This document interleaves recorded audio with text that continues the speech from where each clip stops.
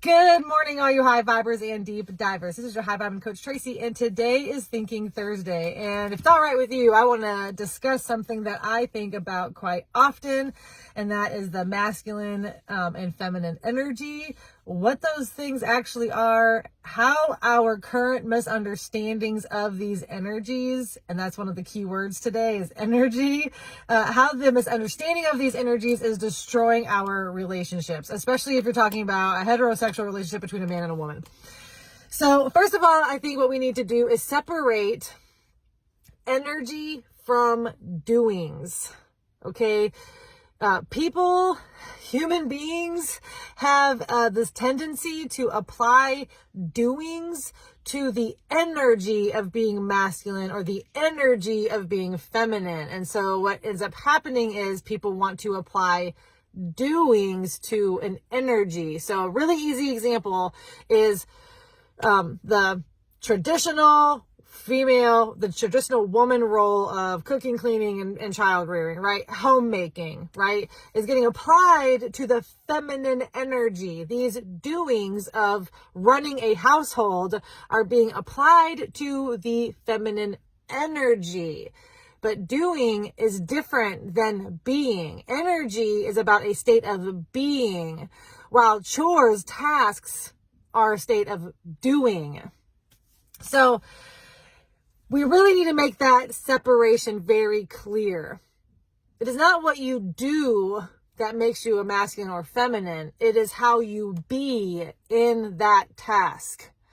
So if a woman is cooking and cleaning and child rearing and, running a household, is very regulated, stoic almost, logical, rational. She takes this, I have to get the thing done energy.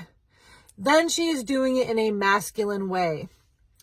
But if she takes an imaginative, sort of Mary Poppins way of doing those tasks, then she is very feminine in those tasks. But the tasks are not feminine. The tasks on their own do not belong to the feminine or to the woman. They belong to whoever, to the human being who needs to do those tasks. How the human being does those tasks is what makes the task masculine or feminine. And even that the task is in and of itself is not a masculine or feminine thing. And so also this misconception that men should go out there and provide and protect is those things are not in and of themselves masculine. It is how the man, the human man, goes about doing those things that would make him masculine. Again, if he's doing this in a very sort of quiet, stoic, non-emotional way, he's very regulated, then he would be in his masculine while he's providing and protecting. But if he was using his imagination and he was creating something imaginatively, then he is tapping into the feminine energy while he provides or protects. The task, the doing, is not in and of itself masculine or feminine, but we humans tend to apply certain doings to an energy. And I think that at its core is destroying our relationships with one another. Because first of all, I will say in early childhood conditioning, girls are very much trained to be in their masculine energy. They are trained to be very regulated and get the job done. Sometimes, yes, they can use their imagination and have fun with it, and they can turn a mundane task into something imaginative and whimsical and fun, but they still need to regulate into happiness, not into annoyance, frustration, blah, blah, blah. They have to regulate themselves, put themselves into a fantastic state of mind, and then get the task done. While boys, on the other hand, I don't have kids of my own, and I understand a lot of people are going to have a hard time with me discussing this, but I have nieces and nephews. I've seen enough online. I've seen enough of my friends with their kids. Boys are not, so for example, brought into the kitchen and taught how to regulate themselves, help get a meal done, help get the kitchen cleaned up, so on and so forth. What they're doing is living in an imaginative state. They're on their video games. They're in their phone. They're outside playing with their friends. They're getting to practice imagination while girls are practicing self-regulation. And because of that, boys are being raised in their feminine energy while girls are being raised in their masculine energy. And then when we grow up, there's this sort of ridicule about women being in their masculine energy and men being in their feminine energy. But that's how we're all trained to be. We're all trained to be that way. And this is really, so this could go deeper. We could do a whole video on the history and, war and blah, blah, blah. And even how women had to be back then and what they had to accept and blah, blah, blah. We're not going to do that. Don't have enough time for that. But, add your 2 cents in the comments below. But I'm going to take this as far as saying that men are naturally feminine creatures while women are naturally masculine creatures.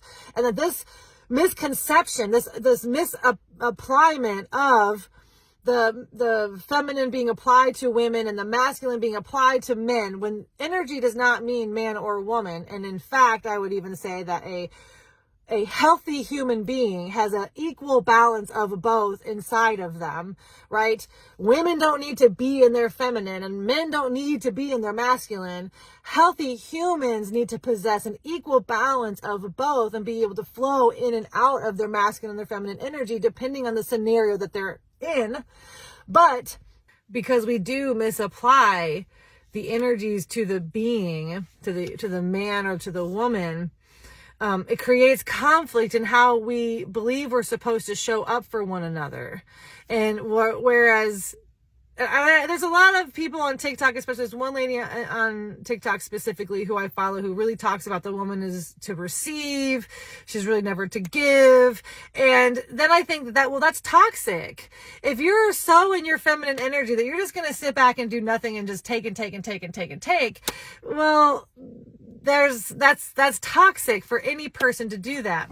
So it's destroying our relationships because we misapply energy to doings and we misapply energy to beings, to humans. Like, we're first a species, we're first human, then whatever gender we want to subscribe to, and then we're supposed to live up to some sort of role that it's all very confusing. It's all misapplied.